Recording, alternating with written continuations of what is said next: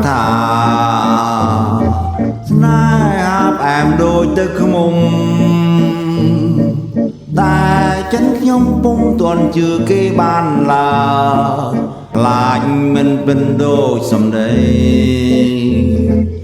តែខ្ញុំឆ្ងល់ក្នុងចិនដារឿងស្នេហាក្នុងលោកី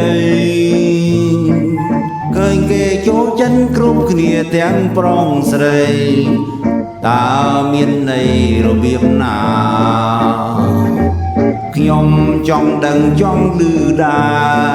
រថាក្តីស្នេហ៍នៅក្នុងលោកាតើបែបឆ្ងាញ់របៀបយ៉ាងណា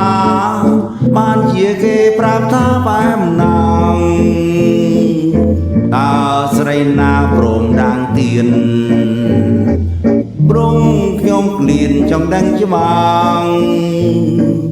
តាំងពីតូចខ្ញុំមិនទាន់ដែលប្រទាំងតើស្នេហាយ៉ាងណាទៅ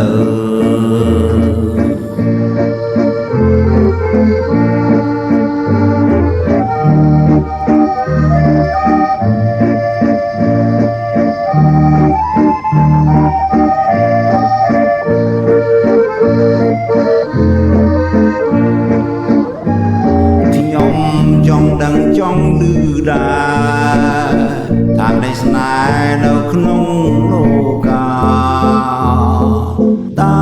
បែបឆ្ងាញ់របៀបយ៉ាងណាបានជាគេប្រាប់ថាបែបណាតើស្រីណាព្រមដាងទៀនព្រមខ្ញុំក្លៀនចង់ដឹងច្បាស់តាំងពីតូចខ្ញុំមិនទាន់ដែលប្រទាំងតើស្នេហាយ៉ាងណាទៅ